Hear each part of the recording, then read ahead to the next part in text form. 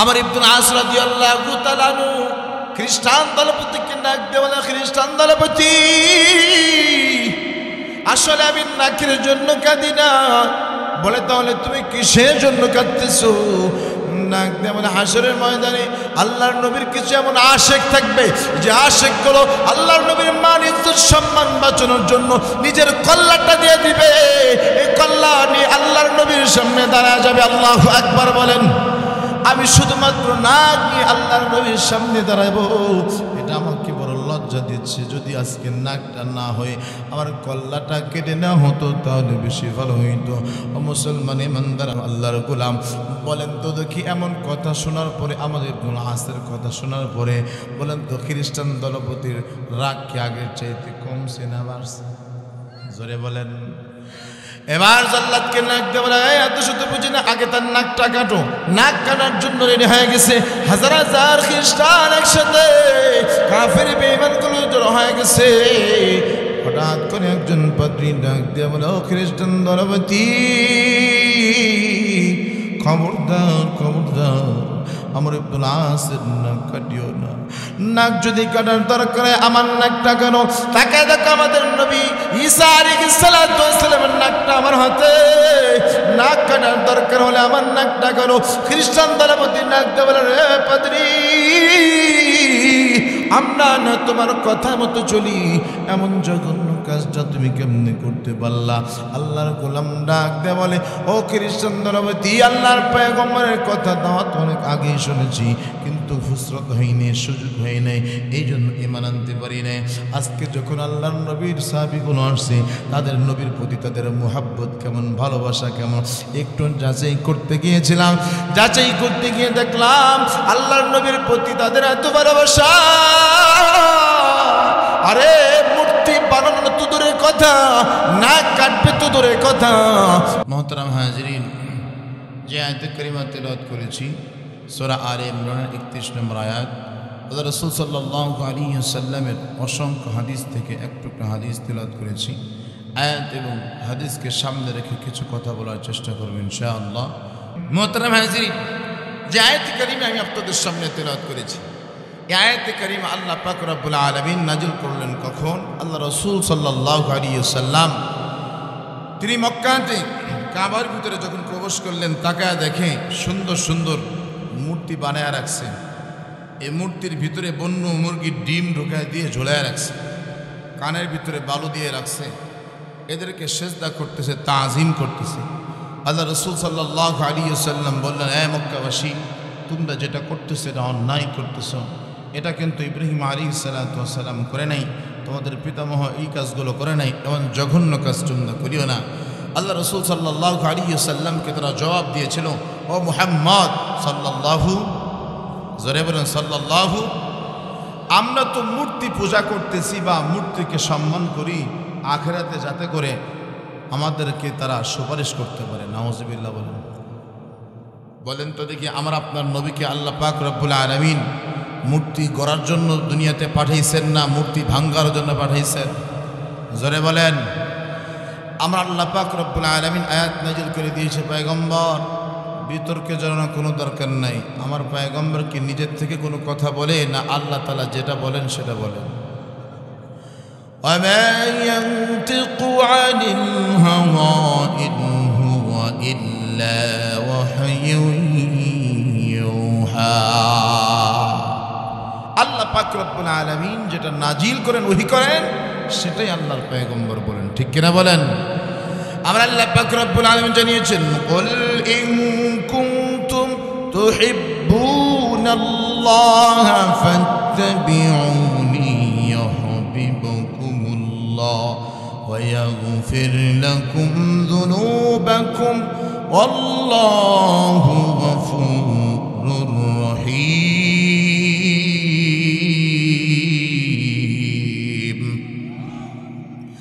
আল্লাহ পাক রব্বুল আলামিন জানিয়ে দেন, কুল, হে নবী আপনি জানিয়ে দেন, ইন কুনতুম তুহিব্বুনাল্লাহ, যদি তোমরা আল্লাহ তাআলার সঙ্গে ভালোবাসা রাখো, ফাত্তাবিউনি, তবে তোমরা, আল্লাহ পাক রব্বুল আলামিন বলেছেন ফাত্তাবিউনি, তোমরা আমার নবী পয়গম্বরকে অনুসরণ করো। সুবহানাল্লাহ।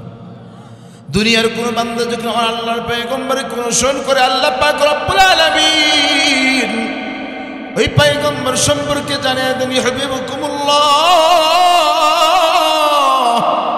এ বান্দা আমার পয়গম্বরকে নবীকে যখন তুমি অনুসরণ করবা, আমি আল্লাহ তাআলাকে তোমার ভালোবাসতে হবে না, আমি আল্লাহ পাক রব্বুল আলামিন নিজেই তোমাদেরকে ভালোবাসবো।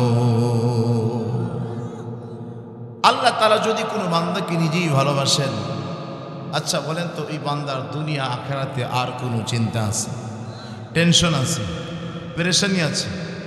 আল্লাহ পাক রব্বুল আলামিন বলে, বান্দা আমি যখন তোমাকে ভালোবাসলাম, ভালোবাসার পরিচয় হলো কোন মানুষ যখন কোন মানুষকে ভালোবাসি, বন্ধুত্ব করে, মাঝে মধ্যে হাদিয়া তৌফা দেয়, কথা বলেন না কেন, চার স্টলে বসে চার আড্ডা দেয়, আমার আল্লাহ পাক রব্বুল আলামিন ডাক দিয়ে বলে, বান্দা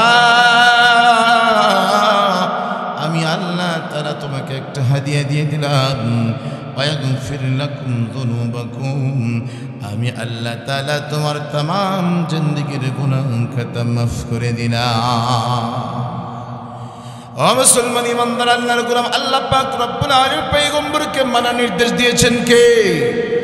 আমার আল্লাহ পাক রব্বুল আলামিন জানিয়েছেন, কুল আতিউল্লাহ ওয়ার রাসূল ফাইন তাওয়াল্লাউ ফাইন্নাল্লাহা লা ইউহিব্বুল কাফিরিন। আল্লাহ পাক রব্বুল আলামিন বলেন, কুল, হে নবী আপনি জানিয়ে দিন, আতিউল্লাহ রাসূল, তোমরা অনুসরণ করো আল্লাহ ও তার রাসূলের, ফাইন তাওয়াল্লাউ, অতঃপর যদি তারা ফিরে যায় বা তারা অস্বীকার করে, ফাইন্নাল্লাহা লা ইউহিব্বুল কাফিরিন, ও পয়গম্বর এই কাফির বেঈমানদেরকে আপনি জানিয়ে দেন, আমার আল্লাহ পাক রব্বুল আলামিন কাফিরদের সাথে ভালোবাসা রাখে না। তা আল্লাহ পাক রব্বুল আলামিন ভালোবাসা রাখে মুমিনের সাথে, কার সাথে? মুসলমান বন্ধুরা আমার কথাগুলো দিল দিয়ে বুঝবেন। আল্লাহর পয়গম্বরকে দুনিয়াতে যারাই মেনেছে, আল্লাহর পয়গম্বরকে যারাই দুনিয়াতে অনুসরণ করেছে, সবচেয়ে বেশি অনুসরণ করেছেন সাহাবায়ে কেরাম। সাহাবায়ে কেরাম নমুনা দেখাইছেন কিভাবে আল্লাহর পয়গম্বরকে অনুসরণ করতে হয়, অনুকরণ করতে হয়। আমরা তো ঘন্টার পর ঘন্টা আলোচনা শুনি, বয়ান শুনি, মুহাব্বতের আলোচনা শুনি। আমাদেরও কিন্তু আল্লাহর নবীর প্রতি মুহাব্বত আছে, ভালোবাসা আছে, কিন্তু সীমাবদ্ধ। 12 রবিউল আউয়াল যখন আসে, ইয়া নবী সালাম আলাইকা, গরম গরম জিলাপি, কথা কন না কেন? এতটুকু ভালোবাসার সীমাবদ্ধ কিন্তু সাহাবায়ে কেরাম করে নাই। আল্লাহর পয়গম্বর তিনাকে রাহমাতাল লিল আলামিন হিসেবে আমার আল্লাহ তাআলা ঘোষিত করেছেন। আল্লাহর পয়গম্বর সাল্লাল্লাহু আলাইহি ওয়াসাল্লামকে সবচেয়ে বেশি অনুসরণ করেছে সাহাবায়ে কেরাম। আল্লাহ পাক রব্বুল আলামিন মক্কা থেকে মদিনায় যাওয়ার নির্দেশ হয়ে গেছে, দারুন নাদওয়া বসে গেছে। আল্লাহর পয়গম্বরকে দুনিয়ার বুকে আর রাখবে না, কাফির বেঈমানগুলো একত্রিত হয়ে গেছে। রাতের ভিতরে আল্লাহর পয়গম্বরকে খতম করে দিতে হবে, নাউজুবিল্লাহ বলেন। কাফির বেঈমানগুলো মক্কাতে আল্লাহর পয়গম্বরের ঘরের চতুর্পাশ দিয়ে যখন বেষ্টনী দিয়ে দিয়েছে, ওই ঘরের ভিতরে হযরত আলী রাদিয়াল্লাহু তাআলা আনহু আছে।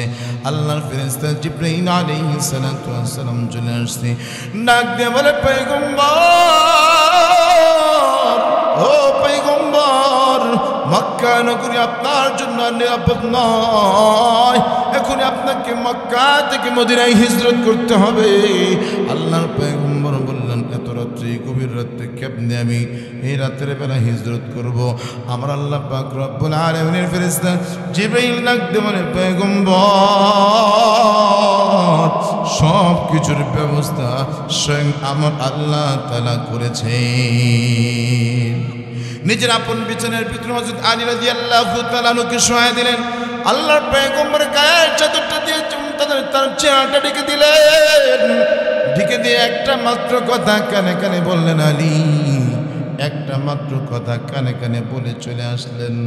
ও মুসলমান ইমানদার আল্লাহর গোলাম, ঘর থেকে বের হয়েছে, তাকে দেখে চতুর্দিক দিয়ে কাফির বেঈমান গুলো বেষ্টনী দিয়েছে। আল্লাহর পয়গম্বর ডাক দিয়ে বলে, ভাই জিবরাইল, এই মুহূর্তের ভিতরে এখান থেকে আমি কেমনে বের হব? আল্লাহর পয়গম্বরকে ডাক দিয়ে বলে, পয়গম্বর চিন্তার কোনো কারণ নাই, এক মুষ্টি বালি আপনি হাতের ভিতরে নেন। এক মুষ্টি বালি যখন হাতের ভিতরে নিয়েছে, আমার আল্লাহ পাক রব্বুল আলামিন যাওয়ার ব্যবস্থা করেছেন, আয়াত নাজিল করে দিয়েছেন, ওয়াজআলনা মিন বাইনি আইদিহিম সাদ্দান ওয়া মিন খালফিহিম সাদ্দান ফাআগশায়নাহুম ফাহুম লা ইউবসিরুন। আমার আল্লাহ পাক রব্বুল আলামিন আয়াত নাজিল করে দিয়েছেন। আয়াত পরে হাতের উপরে একটু ফু দিয়ে হাতের বালুটা যখন চতুর্দিকে ছড়িয়ে দিলেন, আমার আল্লাহ পাক রব্বুল আলামিন প্রত্যেকটা কাফির বেঈমানের চোখের ভিতরে বালিকণা পৌঁছায় দিয়েছেন। এখানে কিন্তু একটা প্রশ্ন রয়ে যায়, হুজুর আল্লাহর পয়গম্বর ইজ্জত করে চলে যায়, হযরত আলী রাদিয়াল্লাহু তাআলা আনুকে ঘরের ভিতরে শোয়া রাখছেন, তার কলিজায় কি মরণের ভয় নেই? কথা কন না কেন? তার কলিজার ভিতরে কি মরণের ভয় নাই? হ্যাঁ হ্যাঁ, তার কলিজার ভিতরে মরণের ভয় আছে। কিন্তু আল্লাহর পয়গম্বর এমন একটা কথা আল্লাহর পয়গম্বর তার কানে কানে বলে দিয়েছেন, যে কথাটা শোনার পরে তার কলিজা থেকে মরণের ভয় দূর হয়ে গেছে। আরো আসতে বলেন সুবহানাল্লাহ। কলিজা থেকে মরণের ভয় দূর হয়ে গেছে। ও মুসলমান ইমানদার আল্লাহর গোলাম, আল্লাহর পয়গম্বর মক্কা থেকে মদিনায় হিজরত করার জন্য রওনা হয়ে গেছে। সর্বপ্রথম এমন একজন ব্যক্তির ঘরের সামনে গিয়ে কড়া নাড়া দিয়েছে, যাকে নিয়ে স্বয়ং আমার আল্লাহ তারা নিজেই করেন ফখর। মক্কা থেকে মদিনায় যাকে নিয়ে আল্লাহর পয়গম্বর করেছিলেন সফর, আজও আল্লাহর পয়গম্বরের কবরের পাশে যার কবর, তিনার নাম হলো হযরতে আবু বকর। মুসলমান বন্ধুরা, আমার কথাগুলো দিল দিয়ে বুঝবেন। আল্লাহর নবীর ভালোবাসা কাকে বলে, আল্লাহর নবীকে কেমন অনুসরণ করতে হয়, সাহাবায়ে কেরাম উত্তম নমুনা তারা দেখিয়েছেন। ও মুসলমান ইমানদার আল্লাহর গোলাম, আল্লাহর পয়গম্বর আবু বকর রাদিয়াল্লাহু তাআলা আনহুর ঘরের দরজায় যায় যখন কড়া নাড়া দিয়েছে, একবার কড়া নাড়া দিতে দেরি হয়েছে, ভিতর থেকে জবাব আসতে দেরি করে নেই, সাথে সাথে জবাব আসছে, লাব্বাইক ইয়া রাসূলুল্লাহ, আল্লাহু আকবার বলেন। আরো চিল্লায়ে বলেন আল্লাহু আকবার। আল্লাহর পয়গম্বর ডাক দিয়ে বলেন, আবু বকর, তোমাকে কেবলমাত্র একবার আমি ডাক দিয়েছি, তোমাকে ডাক দিতে দেরি হয়েছে, তুমি দরজা খুলতে দেরি করো নাই। ও বকর, তুমি কি রাতের বেলা ঘুমাও না? লম্বা কাহিনী আমি এত লম্বা আলোচনা করব না, লম্বা কাহিনী আমি টানবো না, এতটুকু মাত্র বলেছেন, ওগো পয়গম্বর 6 মাস পূর্বে আপনি বলেছেন মক্কা থেকে মদিনায় হিজরত করতে হবে। ও দয়ার নবী, ও আমার মা নবী, আমি 6 মাস পূর্বে যখন আপনি বলেছেন, সেই দিন থেকে আমি রেডি হয়ে গেছি, সেই দিন থেকে হিজরত করার জন্য আমি প্রস্তুত হয়ে গেছি। সেই দিনের পর থেকে আজ পর্যন্ত কোনো দিন আমার পিঠ আমি বিছানায় লাগাই নাই। এটার নাম হচ্ছে ভালোবাসা, এটা অনুসরণ। 6 মাস পূর্বে বলছে, তারপরে কোনোদিনই বিছানায় পিঠ লাগাই নাই। আবু বকর রাদিয়াল্লাহু তাআলা ডাকতে বলে, পয়গম্বর, আমি যদি রাতের বেলা ঘুমায় যাই, আপনি হিজরত করার জন্য যদি রওনা হয়ে যান, আপনি আমার দরজার সামনে এসে দাঁড়িয়ে থাকবেন। একবার, দুইবার, তিনবার যখন আপনি আমাকে ডাকবেন, আমি চেতন হব না, আপনি পয়গম্বরে বড় কষ্ট হবে। হাসরের ময়দানে আমার আল্লাহ তাআলা যদি জিজ্ঞাসা করে, রে আবু বকর, বেলা ঘুমাইছিলা, আমার পয়গম্বর তোমার দরজার সামনে দাঁড়ায় বড় কষ্ট করেছে, ও পয়গম্বর আমি কি জবাব দেব? ও মুসলমান ইমানদার আল্লাহর গোলাম, সংক্ষেপ করে দিলাম, আল্লাহর পয়গম্বরকে নিয়ে সোজা মদিনায় হিজরত করে চলে গেছে। মাঝখানে লম্বা কাহিনী আছে, আমি লম্বা কাহিনী টানতে চাই না। ও মুসলমান ইমানদার আল্লাহর গোলাম, আবু বকর রাদিয়াল্লাহু তাআলা আনহু যখন মদিনায় চলে গেছে, ওই দেখো হযরত আলী রাদিয়াল্লাহু তাআলা আনহু তাআলাকে ঘরের ভিতরে শোয়া রাখছে। সকালবেলা কাফের বেঈমান যখন ঘরের ভিতরে ঢুকছে, ও বাজান ঢোকার পরে বলেন তো দেখি, দুনিয়ার ভিতরে দুইজনের বেশি তিনজন যখন হয় মতবিরোধ শুরু হয় কি হয় না? জোরে বলেন। মতবিরোধ শুরু হয়ে গেছে। কেউ কেউ বলতেছে চেহারা দেখার দরকার নেই, ডাইরেক্ট কতল করে দাও। আবার কেউ কেউ বলতেছে না না, আগে তার চেহারা দেখো নিশ্চিত মুহাম্মদ কিনা, তারপরে তার জীবনটা কতল করবা। মুসলমান ইমানদার আল্লাহর গোলাম, ফয়সালাটা এমন হয়েছে চেহারা আগে দেখতে হবে। চাদরটা যখন খুলেছে তাকে দেখে হযরত আলী রাদিয়াল্লাহু তাআলা আনহু ঘুমিয়ে আছে। ও মুসলমান ইমানদার আল্লাহর গোলাম, এখানে একটা প্রশ্ন আমি আপনাদেরকে করি। কিতাবের ভিতরে আসছে আলী রাদিয়াল্লাহু তাআলা আনহু যখন শুয়ে আছে, কাফের বেঈমানগুলো আলী রাদিয়াল্লাহু তাআলা আনহুকে ধাক্কা দিয়ে ঘুম ভাঙাইছে। সুবহানাল্লাহ। বিষয়টা মনে আপনাদের বুঝে আসে নাই? আচ্ছা বলেন তো দেখি, কোন মানুষের যদি মরণের যদি ফাঁসির রায় হয়ে যায়, রাত 10টার সময় ফাঁসির কাস্টে তাকে ঝুলানো হবে, এমন অবস্থায় যদি বলা হয় এই নাও বিরিয়ানি, পোলাও, কুরমা সব কিছু তোমাকে দিয়ে দিলাম, খাও, তুমি 10টার সময় তোমাকে ফাঁসির কাস্টে ঝুলানো হবে, এই 4টা ঘন্টা তুমি ঘুমাও, বলেন তো দেখি ঘুম আসবে? জোরে বলেন। কেন কেন? মরণের ভয় প্রত্যেকটা মানুষের কলিজার ভিতরে আছে। কিন্তু কিতাবের ভিতরে আসছে আলী রাদিয়াল্লাহু তাআলা আনহু সকালবেলা কাফের বেঈমানগুলো যখন ডাকে তখনও তিনি ঘুমাইতেছে, টের পায় নাই। আল্লাহু আকবার। ও মুসলমান ইমানদার আল্লাহর গোলাম, আল্লাহর পয়গম্বর জলিল কদর সাহাবী হযরত আলী রাদিয়াল্লাহু তাআলা আনহু যখন মক্কা থেকে মদিনায় হিজরত করেছে, আল্লাহর নবীর সাহাবীগুলো জিজ্ঞাসা করেছিল, ওগো আলী, আল্লাহর পয়গম্বর যে তোমাকে রেখে আসছিল, কাফের বেঈমান নানঙ্গ তরবারি নিয়ে দাঁড়িয়েছিল তোমাকে কতল করার জন্য, ও আলী বলো না, ওই রাত্রে বেলাকে তুমি ঘুমাইতে পারছিলে কেন, একটু আমাকে বলে দাও। ও মুসলমান ইমানদার আল্লাহর গোলাম, কথাগুলো দিল দিয়ে বুঝবেন। আল্লাহর পয়গম্বর জলিল কদর সাহাবী হযরত আলী নাকদেব আল্লাহর নবীর সাহাবী, আল্লাহর কসম করে বলি, আমার জীবনে আমি যত ঘুম আমি পেরেছি, ওই রাত্রের মধ্যে এত মজার ঘুম আমার জীবনে কোনোদিন পারি না। মুসলমান ইমানদার আল্লাহর গোলাম, কেন কেন? একটা কথা মানার কারণে। কয়টা কথা? আল্লাহর পয়গম্বর একটা কথা তার কানের ভিতরে দিয়ে আসছিল, ও আলী,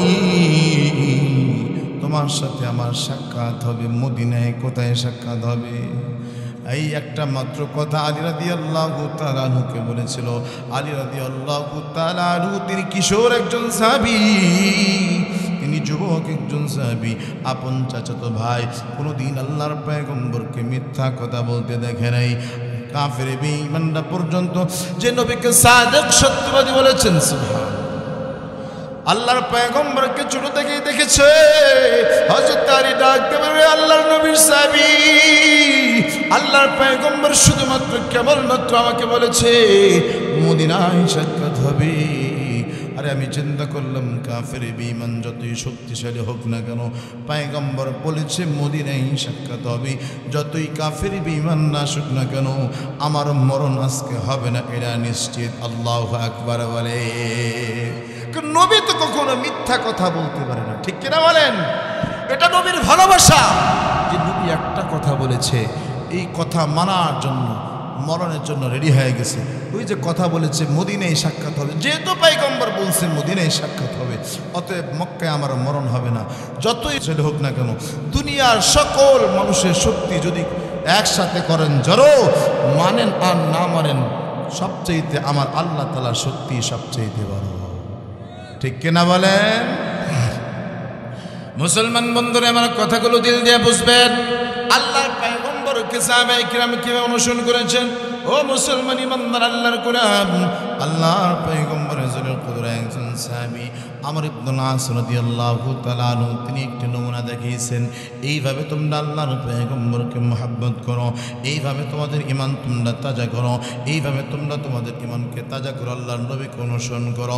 আমর ইবনে আস রাদিয়াল্লাহু তাআলা আনহু মক্কা থেকে মদিনায় চলে গিয়েছেন। দায়িত্ব আসছে, যাও জেরুজালেম তোমার বিজয় করতে হবে। জেরুজালেম বিজয় করার জন্য চলে গেছি। জেরুজালেমের চৌরাস্তার ভিতরে ঈসা আলাইহিস সালাতু ওয়াস সালাম একটা মূর্তি রাখা ছিল। ও মুসলমান ইমানদার আল্লাহর গোলাম, কতগুলো দিল নিয়ে বুঝবেন, কে যেন মূর্তির নাকটা ভেঙে নিয়েছে। খ্রিস্টান দলপতির কান পর্যন্ত চলে গেছে।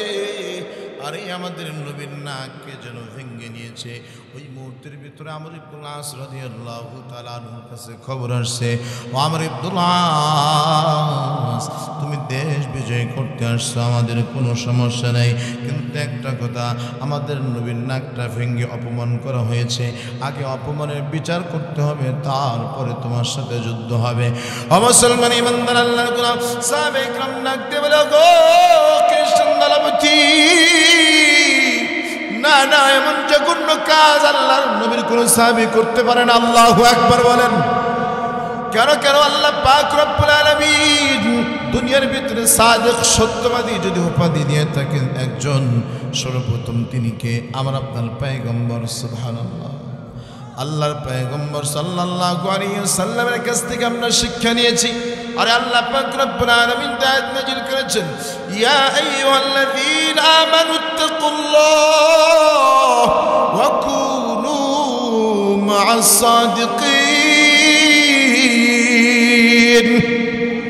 আল্লাহ পাক রব্বুল আলামিন বলেছে, ইয়া আইয়ুহাল্লাযীনা আমানু, হে ইমানদার বান্দা বান্দীরা, ইত্তাকুল্লাহ, তোমরা আল্লাহ তাআলাকে ভয় করো। কাকে ভয় করো? আরো জোরে বলেন, কাকে ভয় করো? ও মুসলমান ইমানদার আল্লাহর গোলাম, আমি আপনাদের কাছে জানতে চাই, আল্লাহ তাআলার ভয় কেমন ভয় করা উচিত? ও বান্দা, এমন ভয় করে যে ভয় তোমাকে নামাজের ভিতরে উদ্বুদ্ধ করে। তুমি মুয়াজ্জিন যখন আযানে ধ্বনি দিয়ে দিয়েছে, আল্লাহু আকবার, আল্লাহু আকবার, আল্লাহু আকবার, আল্লাহ সবচেয়ে বড়, এই শব্দটা তোমার কানের ভিতরে চলে গেছে, ও বান্দা তুমি এখন পর্যন্ত 4 স্টলে বসে থাকো। ও বান্দা, তুমি 4 স্টলে বসো, তুমি নামাজের ভিতরে যাও না।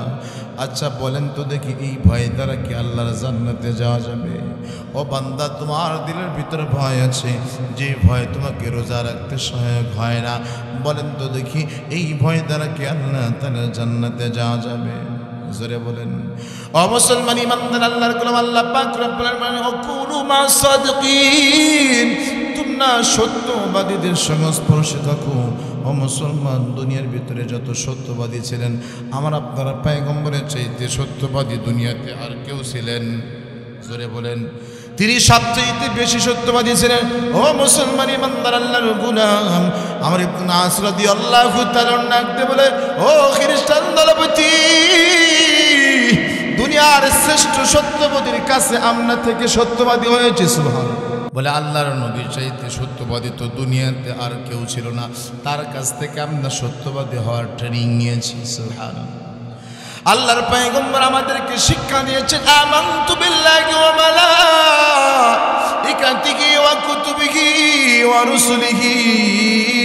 আরে দুনিয়ার বুকে যত নবী রাসূল আছে, প্রত্যেকটা নবী রাসূলকে মহব্বত করতে হবে, ভালোবাসতে হবে, তাদের প্রতি ঈমান রাখতে হবে, এটা মুমিনের সিফাত। আল্লাহর পয়গম্বর এই শিক্ষা আমাদেরকে দিয়েছে। অতএব এমন জঘন্য কাজ আমরা করতেই পারি না। কিন্তু খ্রিস্টান দলপতি বলেন, না না, তো শুধু বুঝি না, আগে মূর্তির নাক ভাঙ্গার বিচার হবে, তারপরে তুমি যুদ্ধ করবা। ও মুসলমান ইমানদার আল্লাহর গোলাম, আমর ইবনে আস রাদিয়াল্লাহু তাআলা ডাক দিয়ে বলে, ও খ্রিস্টান দলপতি, তাহলে তুমি কিভাবে বিচার না করতে চাও? প্রতিশোধ তুমি কেমনে নিতে চাও? ওই মুহূর্তের ভিতরে আল্লাহর গোলাম ডাক দিয়ে বলতেছেন, সর্বপ্রথমে তোমাদের নবী মুহাম্মদের একটা মূর্তি এখানে তৈরি করা হবে। আমাদের নবী বলেন, তো মূর্তি ভাঙ্গার জন্য আসছে না গড়ার জন্য আসছে? আরো জোরে বলেন। ভাঙ্গার জন্য আসছে। সর্বপ্রথম তোমাদের নবীর একটা মূর্তি তৈরি করা হবে, তারপর এই জেরুজালেমের চৌরাস্তার উপরে রাখা হবে। চৌরাস্তার উপরে রাখার পর তোমাদের নবীর নাকটা ভেঙে দেওয়া হবে। আমর ইবনে আস রাদিয়াল্লাহু তাআলা নাক দেওয়া খ্রিস্টান দলপতি, আমি আল্লাহর নবীর সাহাবী আমর ইবনে আস জীবিত থাকবো, আমার নবীর মূর্তি বানাবে, এটা কোশ্চেন কেন আমি মেনে দিতে পারি না, ঠিক কিনা বলেন? ও মুসলমান ইমানদার আল্লাহর গোলাম, আমার ইবনুল আস রাদিয়াল্লাহু তাআলা আনহু বলল, আরে ধরে নাও কিছু সময়ের জন্য তোমাদের নবীর নাকটা আমি ভেঙেছি, অতএব আল্লাহর নবীর উপরে দোষ চাপাইতে দেয় না। আল্লাহর নবীর উপরে যে দোষটা চেপেছে এটা নিজের কাঁধে নেওয়া, এটা মুমিনের সিফাত। কথা বলেন না কেন? নিজের কাঁধের উপরে নিয়ে নিয়েছে। আমর ইবনে আস রাদিয়াল্লাহু তাআলা বললেন, আরে যদি নাক কাটার দরকার হয়, আমার নবীর কৃত্রিম নাক কাটার দরকার কি? আমি আমর ইবনে আস আমার তাজা নাক দেওয়ার জন্য প্রস্তুত হয়ে গেছি। আল্লাহু আকবার, আর জোরে বলেন আল্লাহু আকবার। আমর ইবনে আস রাদিয়াল্লাহু তাআলা ঘোষণা শোনার পর খ্রিস্টান দলপতি বড় চালাক মানুষ, তিনি চিন্তা করলেন, আরে কোনো দলের যদি সেনাপতির নাক কাটা যায়, আচ্ছা বলেন তো দেখি তার সাথে কি আর যুদ্ধ করার দরকার আছে? জোরে বলেন।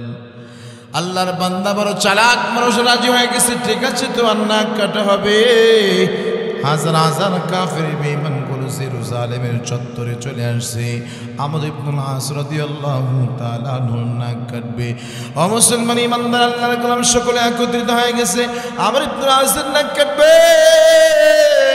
আল্লাহর নবীর সাহাবীগুলো চোখের পানিগুলো ছেড়ে দিয়েছে, নাক দিয়ে বলে আল্লাহ, একটু মহাব্বতে নাক দেন আল্লাহ, আর জোরে দুহাত ধরে ডাক দেন আল্লাহ, আর জোরে মোহাব্বতে ডাক দেন আল্লাহ। আল্লাহর পয়গম্বরের সাহাবীগুলো ডাক দেয়, বলে মালিক আমার, বিনা দোষী বানায়া তোমার নবীর সাহাবীর নাকটা কেটে দিবে। ওগো আল্লাহ, এমন লাঞ্ছনাদায়ক শাস্তি তুমি দিও না। আল্লাহর নবীর সাহাবীগুলো ক্রন্দন করতেছে। ওইদিকে যখন খ্রিস্টান দলপতি নির্দেশ দিল, জাল্লাদ যখন নাক কাটার জন্য রেডি হয়ে গেছে, নাকটা কাটার জন্য রেডি হয়ে গেছে, এমন অবস্থায় তাকায় দেখে আমার ইবনুল আস রাদিয়াল্লাহু তাআলা চোখ দিয়ে মুখ তারার মতো টপ টপ টপ টপ করে পানি পড়তেছে। এই মন্ত্রীর ভিতরে আমার ইবনুল আস রাদিয়াল্লাহু তাআলা নাক দিয়ে বলে, ও আমার ইবনুল আস, তোমার নাকের প্রতি এত মায়া, এত ভালোবাসা, এই মায়া নিয়ে, এই মোহাব্বত নিয়ে, ভালোবাসা নিয়ে তুমি আবার যুদ্ধ করতে আসছো? আমার ইবনুল আস রাদিয়াল্লাহু তাআলা খ্রিস্টান দলপতিকে নাক দিয়ে বলে, খ্রিস্টান দলপতি, আসলে আমি নাকের জন্য কাঁদি না। বলে, তাহলে তুমি কিসের জন্য কাঁদতেছো?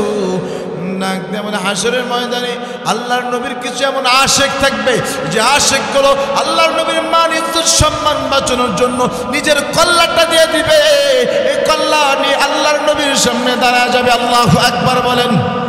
আমি শুধুমাত্র নাক নিয়ে আল্লাহর নবীর সামনে দাঁড়াবো, এটা আমাকে বড় লজ্জা দিচ্ছে। যদি আজকে নাকটা না হয়ে আমার কল্লাটা কেটে নেওয়া হতো, তাহলে বেশি ভালো হইতো। ও মুসলমান ইমানদার আল্লাহর গোলাম, বলেন তো দেখি, এমন কথা শোনার পরে, আমাদের ইবনুল আসের কথা শোনার পরে, বলেন তো খ্রিস্টান দলপতির রাগ কি আগের চাইতে কমছে না বাড়ছে? জোরে বলেন। এবার জাল্লাদকে নাক দিয়ে বলে, এত শত বুঝি না, আগে তার নাকটা কাটো। নাক কাটার জন্য রেডি হয়ে গেছে হাজার হাজার খ্রিস্টান একসাথে, কাফের বেঈমানগুলো জড়ো হয়ে গেছে। হঠাৎ করে একজন পাদ্রী ডাক দিয়ে বলে, ও খ্রিস্টান দলপতি, খবরদার খবরদার, আমার ইবনুল আসের নাক কাটিও না। নাক যদি কাটার দরকার, আমার নাকটা কেন? তাকায় দেখো, আমাদের নবী ঈসা আলাইহিস সালাতু ওয়াস সালামের নাকটা আমার হাতে। নাক কাটার দরকার হলে আমার নাকটা কেন? খ্রিস্টান দলপতি নাক দিয়ে বলে, রে পাদ্রী, আমরা না তোমার কথা মতো চলি, এমন জঘন্য কাজটা তুমি কেমনে করতে পারলা? আল্লাহর গোলাম ডাক দিয়ে বলে, ও খ্রিস্টান দলপতি, আল্লাহর পয়গম্বরের কথা দাওয়াত অনেক আগেই শুনেছি, কিন্তু ফুসরত হয়নি, সুযোগ হয় নাই, এই জন্য ঈমান আনতে পারি নাই। আজকে যখন আল্লাহর নবীর সাহাবীগুলো আসছে, তাদের নবীর প্রতি তাদের মুহাব্বত কেমন, ভালোবাসা কেমন, একটু যাচাই করতে গিয়েছিলাম। যাচাই করতে গিয়ে দেখলাম আল্লাহর নবীর প্রতি তাদের এত ভালোবাসা, আরে মূর্তি বানানো তো দূরের কথা, নাক কাটবে তো দূরের কথা, মূর্তি বানাতে দিতে যে জাতি রাজি নয়। আল্লাহ নবীর কৃত্রিম নাক কাটা তো দূরের কথা, নিজের কল্লা নিজের তাজা নাক দিতে যে জাতি প্রস্তুত হয়ে যায়, এমন জাতি কখনো সাধারণ জাতি হতে পারে না। আল্লাহু আকবার বলে। আমর ইবনে আস রাদিয়াল্লাহু তাআলাকে ডাক দেবে, ও আমর ইবনে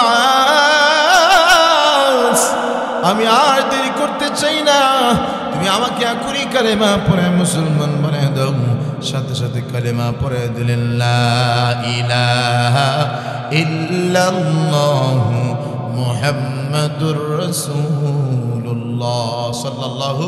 আমর ইবনে আস রাদিয়াল্লাহু তাআলা আনহু, এক আমর ইবনে আস ঈমানের পাওয়ার এমন ছিল, নবীর প্রতি ভালোবাসা মুহাব্বত এমন ছিল যে এক আমর ইবনে আস রাদিয়াল্লাহু তাআলা আনহুর এই মুহাব্বতের কারণে আল্লাহ পাক রব্বুল আলামিন ওই মজবার ভিতরে 50,000 কাফের বেঈমান একসাথে মুসলমান হয়ে গেছে। ও মুসলমান ইমানদার আল্লাহর গোলাম, এতক্ষণ পর্যন্ত হাদিস থেকে আপনারা শুনতেছিলেন যে নবী সাল্লাল্লাহু আলাইহি সাল্লামকে অনুসরণ করতে হবে, মুহাব্বত করতে হবে, ভালোবাসতে হবে। ও মুসলমান, চলেন সেই নবী সম্পর্কে আমরা কোরআন থেকে জেনে আসি যে আল্লাহ পাক রব্বুল আলামিন সেই নবীকে কোরআনে আল্লাহ পাক রব্বুল আলামিন কি বলেছেন। চলেন একটু কোরআনকে জিজ্ঞাসা করি, ও কোরআন, নবী সম্পর্কে একটু বলো। কোরআন বলে, আল্লাহু ইয়াসতাফি মিনাল মালাইকাতি রাসূলান ওয়া মিনান নাস। ও কোরআন, কোরআন বলে এই নবীকে আমার আল্লাহ পাক রব্বুল আলামিন নির্বাচন করছে। বলে বুঝলাম, ও কোরআন, এই নবীকে আমার আল্লাহ পাক রব্বুল আলামিন কোন জিনিস দিয়ে আল্লাহ তাআলা নির্বাচন করছে? কোরআন বলে, হুয়াল্লাযী আরসালা রাসূলাহু বিল হুদা ওয়া দীনিল হাক্কি লিইযহিরাহু আলা দ্বীনি কুল্লি ওয়া কাফা বিল্লাহি শাহীদা। কোরআন বলে এই নবীকে আল্লাহ পাক রব্বুল আলামিন দ্বীনে হক এবং হেদায়েত দিয়ে প্রেরণ করছে। বলে বুঝলাম, ও কোরআন, এই নবীর নাম আল্লাহ তাআলা কোনটা রাখছে? কোরআন বলে মুহাম্মাদুর রাসূলুল্লাহ, এই নবীর নাম আল্লাহ তাআলা মুহাম্মদ রাখছে। বলে বুঝলাম, ও কোরআন, এই নবীর নাম আল্লাহ তাআলা মুহাম্মদ রাখছে। এই নবী যে দুনিয়াতে চলাফেরা করবে, ওঠা বসা করবে, এরা কারা? কোরআন বলে, ওয়াল্লাযীনা মাআহু আশিদ্দাউ আলাল কুফফারি রুহামাউ বাইনাহুম। কোরআন বলে এরা হলো সাহাবায়ে কেরাম, কাফেরদের সাথে শক্ত, মুমিনদের সাথে সহনশীল। বলে বুঝলাম, ও কোরআন, এদেরকে দুনিয়াতে চিনার উপায় কি, পদ্ধতি কি? কোরআন বলে, তারাহুম রুকআন সুজদান ইয়াবতাগুনা ফাতলাব মিনাল্লাহি ওয়া রিদওয়ানা। কোরআন বলে এদের চেহারার দিকে তাকাইলে সিজদার জায়গাগুলো নূরে ঝলমল ঝলমল করে এবং আল্লাহর জমিনে আল্লাহ তাআলার সন্তুষ্টি নিয়ে চলে। বলে বুঝলাম, ও কোরআন, এই নবীকে আল্লাহ পাক রব্বুল আলামিন কোন দায়িত্ব দিয়ে দুনিয়াতে প্রেরণ করছে?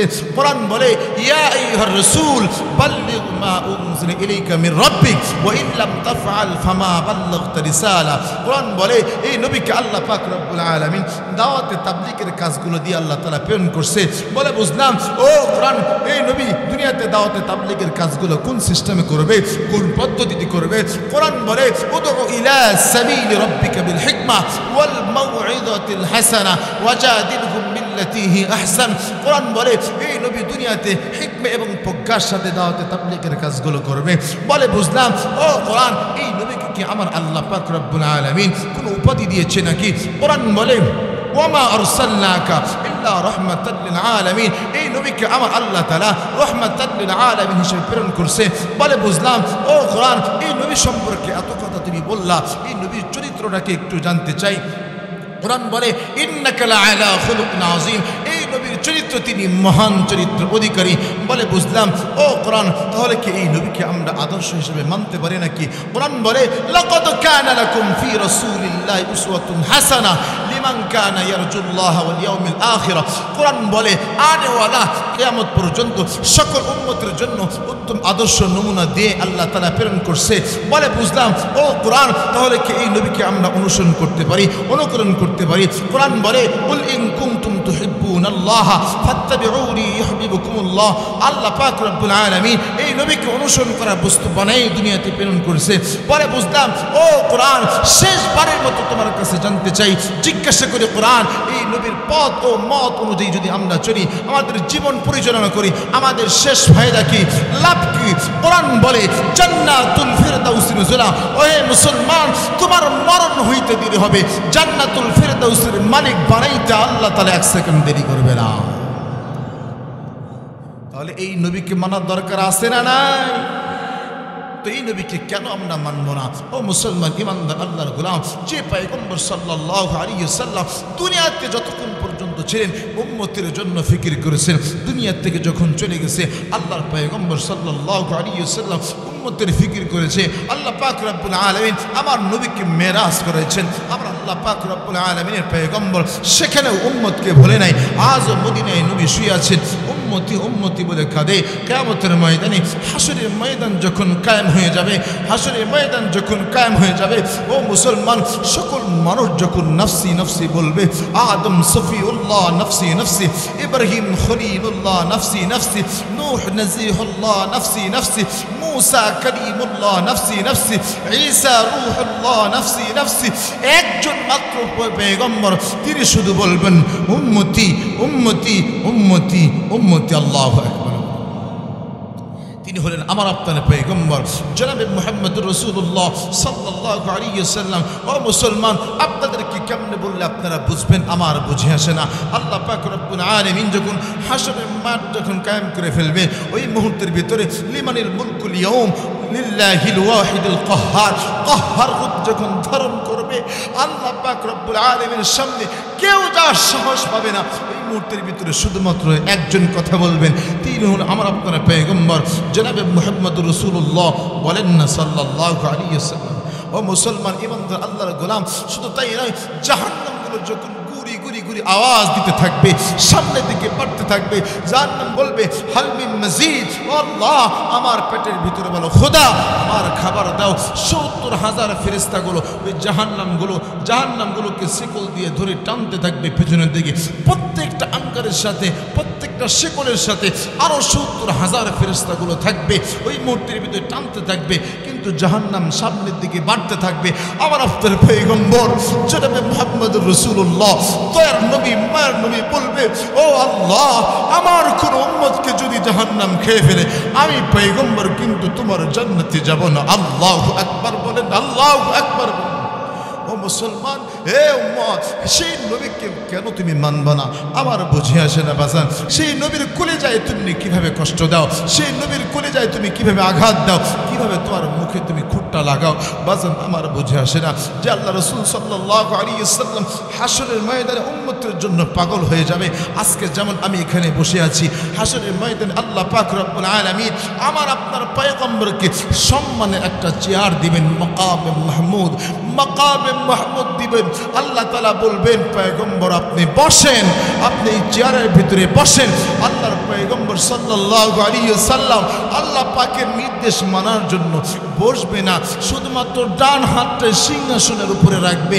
এমন তো অবস্থায় আল্লাহ তাআলা বলবে, পয়গম্বর আপনি বসেন না কেন?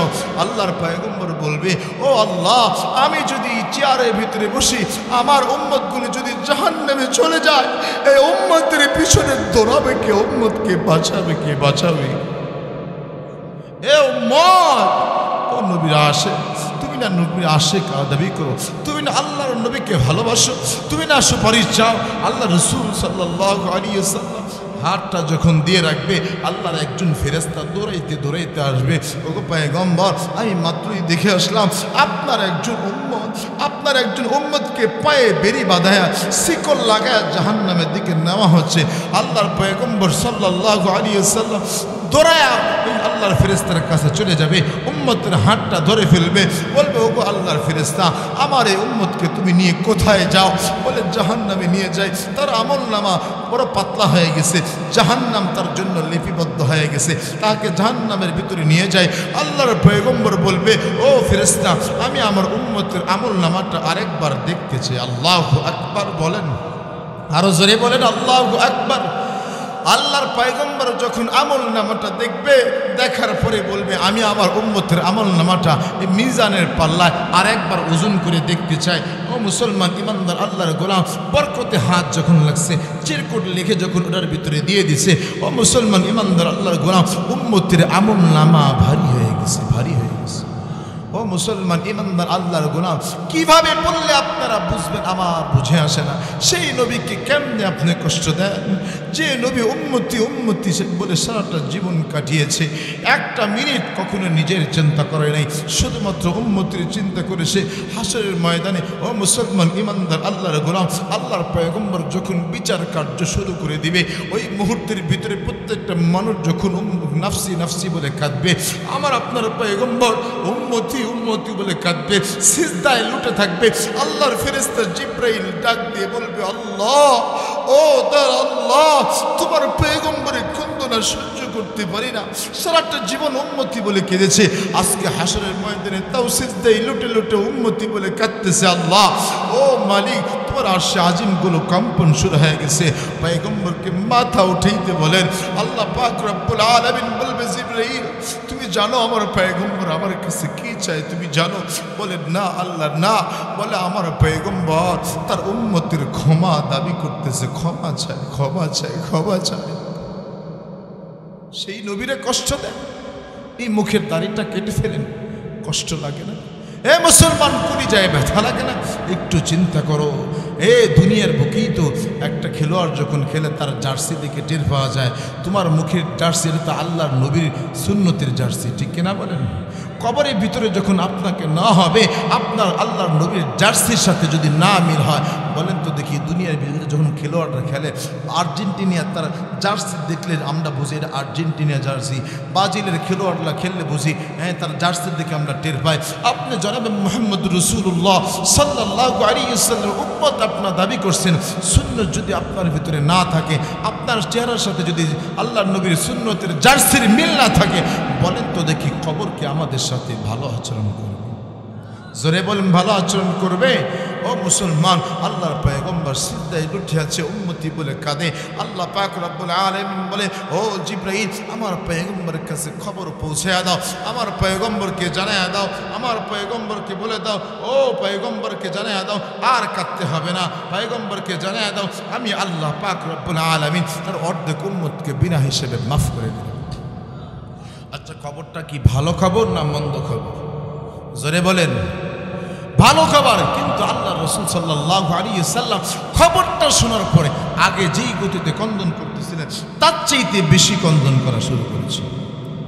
ও মুসলমান, প্রশ্ন হতে পারে, হুজুর ভালো খবর শোনার পরে বারবার কেন কন্দন করতেছিলেন? ও মুসলমান, দুনিয়ার বুকে খেয়াল করে দেখবেন, কোনো বাচ্চা যখন 5 মাস 7 মাসের বাচ্চা যখন কন্দ করে, চক্ষু বন্ধ করে যখন কন্দন করতে থাকে, ও মুসলমান, মা যখন হাতে কাজ আছে, কাজ করতে আসে, এমন তো অবস্থায় বাচ্চা কন্দন করতেছে, বোনকে বলে, ফুফুকে বলে, বড় ভাইকে বলে, আরে যাও তার কন্দনটা বন্ধ করো। যখন কন্দন বন্ধ করতে গেছে, খেয়াল করে দেখ বাচ্চা কন্দন করতেছে, চক্ষু যখন খুলে দেখে যে তার মা আসে নাই, বলেন তো দেখি সে কি চক্ষু বন্ধ করে কান্না কি বাড়ায় দেয় না কমায় দেয়? কেন বাড়ায়? কারণ বাচ্চা জানে তার মা আসছে, তার মা আসে নাই, বোন আসছে, ভাই আসছে, আত্মীয় স্বজন আসছে, তারা আমাকে মোহাব্বত করে, ভালোবাসে, সত্য কথা, কিন্তু মা আমাকে খাবার দিবে, আমার মা আমার কাছে আসে নাই। আল্লাহ রাসূল সাল্লাল্লাহু আলাইহি ওয়াসাল্লামের অবস্থা কিন্তু ঠিক তাই। বাচ্চা যখন চক্ষু বন্ধ করে আর জোরে কন্দন করতে লাগে, তখন দেখবেন মায়ের হাতে যতই কাজ থাকুক না কেন, সকল কাজ ফেলে দিয়ে মা জননী তখন আগে বাচ্চাকে দুধ দেয়। কথা বলেন না কেন? ঠিক তদরূপ হাসরের ময়দানে আল্লাহ পাক রব্বুল আলামিন, আল্লাহ পাক রব্বুল আলামিন, আল্লাহ পাক রব্বুল আলামিন যখন ঘোষণা করবে একবার অর্ধেক উম্মতকে ক্ষমা করে দিয়েছি, তখনও আল্লাহর পয়গম্বর মাথা উঠাবে না। কারণ ওই মুহূর্তের ভিতরে যদি মাথা উঠায়, বাকি উম্মতদের বাঁচার কোনো উপায় নেই। আল্লাহ রাসূল সাল্লাল্লাহু আলাইহি ওয়াসাল্লাম আরও যখন কন্দন করতে থাকবে, আমার আল্লাহ পাক রব্বুল আলামিনের কুদরতি অন্তরের ভিতরে জজবা লেগে যাবে। আল্লাহ পাক রব্বুল আলামিন বলবে, ওগো পয়গম্বর, ওগো পয়গম্বর, শিরক মুক্ত যারা ঈমান নিয়ে এক যারা ঈমান নিয়ে আজকে হাসরের ময়দানে উঠেছে, আমি আল্লাহ পাক রব্বুল আলামিন আপনার ওই সকল উম্মতকে বিনা হিসেবে মাফ করে দিলাম। তাহলে সেই নবীকে মানা দরকার আছে না নাই? আল্লাহ পাক রব্বুল আলামিন আমাদের সকলকে সেই নবীর আদর্শ অনুযায়ী, সুন্নত তরিক অনুযায়ী জীবন পরিচালনা করার তৌফিক দান করুক। আমিন। আখির দাওয়ানা আলহামদুলিল্লাহি রাব্বিল আলামিন।